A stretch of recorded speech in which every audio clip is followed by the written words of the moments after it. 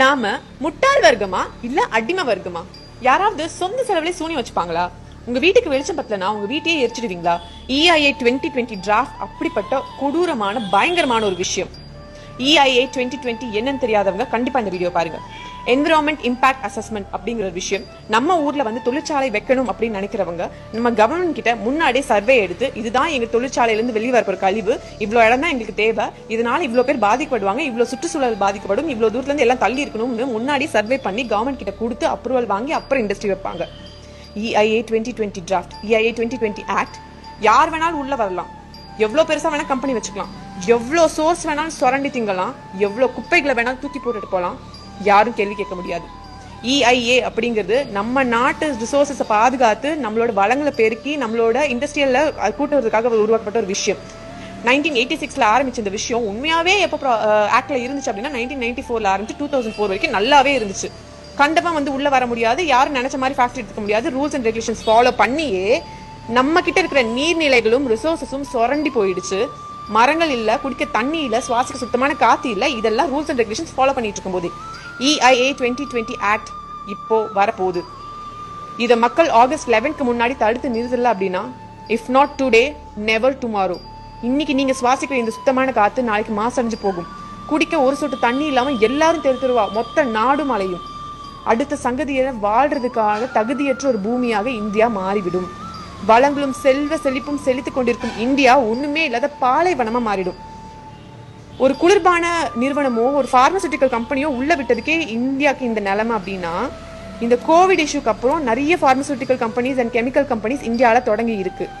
இந்த EIA 2020 draft அதுக்காகவே ஆரம்பிச்ச ஒண்ணு. இனிமே யார் வேணாலும் நிலக்கரியை சுரண்டிட்டு போகலாம், தங்கத்தை அள்ளிட்டு போகலாம், எவ்வளவு நீர்நிலை வேணாலும் உறிஞ்சிட்டு போகலாம், எல்லா குப்பைகளையும் இங்க கொட்டலாம், யாரும் கேள்வி கேட்க முடியாது.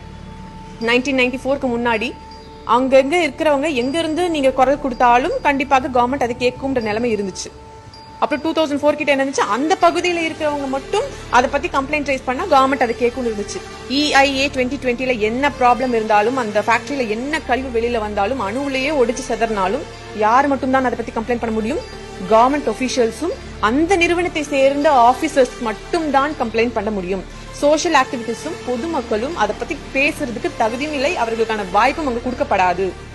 இதை உணர்ந்த உச்ச நீதிமன்றம் பொதுவா EIA ஆக்ட் வெளில வருது, ஒரு 8 வழிச்சாலையோ இல்ல ஏதோ பெரிய மேம்பாலமோ ஏதோ ஒன்று கட்டுறாங்க அப்படின்னா மக்கள் கிட்ட ஒப்பீனியன் கேட்டுட்டு அப்புறம் தான் ஆரம்பிக்கணும்.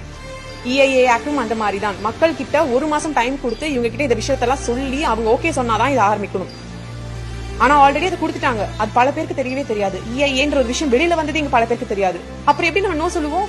ஆகஸ்ட் 11 தான் கடைசி டேட், 20 டேஸ் 30 டேஸ் டைம் கொடுக்க வேண்டிய இடத்துல 20 டேஸ் டைம் கொடுத்துருக்காங்க. அப்புறம் உச்சநீதிமன்றம் தலையிட்டு ஏன் இவ்வளவு சீக்கிரமா நடத்துறீங்க, இதை கொஞ்சம் பொறுமைப்படுத்துங்கன்னு சொல்லிட்டு ஆகஸ்ட் 11 வரைக்கும் இதுக்கு மறுப்பு சொல்லி கொடுத்து டைம் கொடுத்துருக்காங்க. இன்னைக்கு நம்ம நோ சொல்லணும்னா நாளைக்கு நம்ம சங்கதியருக்கு வாழ்றதுக்கு தகுதி இல்லாத விவசாயிகளை மட்டும் நம்பி இருக்கக்கூடிய இந்தியா, அதுதான் நம்ம முதுகெலும்பு. இங்க வந்தா விவசாய நிலங்களும் நம் மலைகளும் மேடுகளும் தரமட்டமாக்கப்படும். இங்க இருக்கக்கூடிய நீர்நிலைகள் ஒண்ணுமே இல்லாம ஆயிடும். இது எவ்வளவு பெரிய ஆபத்துன்னு சொன்னா நாளைக்கு நம்ம வாழவே முடியாது, நம்மளே வாழ முடியாதப்ப அடுத்த சங்கதியில எங்க போய் வாழ்வாங்க? ஒருவேளை சாப்பாட்டுக்கும் சுத்தமான காத்துக்கும் குடிக்கிற தண்ணிக்கும் எங்க போய் நம்ம பிச்சை எடுக்க போறோம்? நம்மளோட ரிசோர்சஸ் சுரண்டிட்டு அப்புறம் எதுக்கு நம்ம வேலை வாய்ப்பு? கொரோனா வந்தப்ப மாஸ்க் கூட போட்டு போக முடியாது நாம, நாளைக்கு ஆக்சிஜன் சிலிண்டர்ஸோட ஆபீஸ்க்கு போக முடியுமா? கொஞ்சம் யோசிங்க.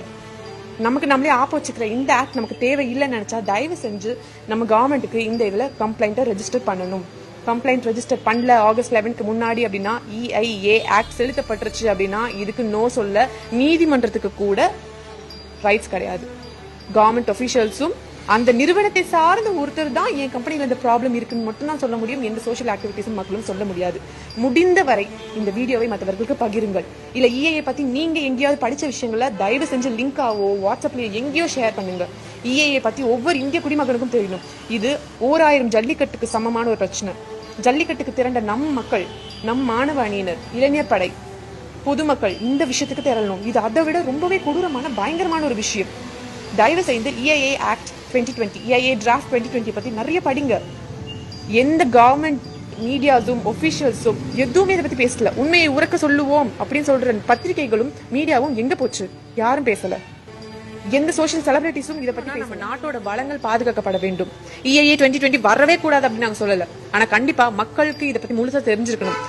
நிறைய பரிசோதனைக்கு பிறகு பரிசீலனைக்கு பிறகு கவர்மெண்ட் இந்த ஆக்டை கொண்டு வரட்டும். இந்தியா வல்லரசாகிறதும் நல்ல இண்டஸ்ட்ரியலைசேஷன் வந்து வளர்றதும் எல்லாருக்குமே வேண்டிய விஷயம் தான். நம்ம எல்லாருக்குமே வேலை வாய்ப்பு வேண்டும், நம்ம நாடு நல்லா வளரணும். ஆனா அதுக்கு நம்மளோட நாடு சுரண்டப்படக்கூடாது, நாம் மக்களும் சுற்றி இருக்கக்கூடிய சுற்றுச்சூழலும் அழிக்கப்படக்கூடாது. வந்தாரை வாழ வைக்கும் இந்த இந்திய நாடும் இந்த மண்ணும் சரியான முறையில் பாதுகாக்கப்பட வேண்டும். அதுக்கு இந்த ஆக்ட சரியான பரிசீலனைக்கு பிறகே கொண்டு வர வேண்டும். அண்ட் முக்கியமான ஒரு விஷயம், இதுக்கு அகெயின்ஸ்டா வாய்ஸ் எழுப்புறதுக்கு மக்களுக்கும் சோஷியல் ஆக்டிவிட்டிஸ்க்கும் உரிமை இருக்க வேண்டும்.